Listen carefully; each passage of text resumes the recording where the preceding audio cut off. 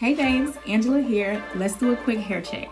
So people always ask what products should I use when you're wearing a wig or wearing extensions, and I wanted to share quickly with you SheaMoisture's new wig and weave line. So I like to put my curly crown on behind the hairline, and I like to use the Flyaway and Wrap Mousse. I love the SheaMoisture products because they're all gentle on the edges, and you know we need our edges, ladies. So in the morning, I take my twist down, then I go in with my 2-in-1 conditioning detangler.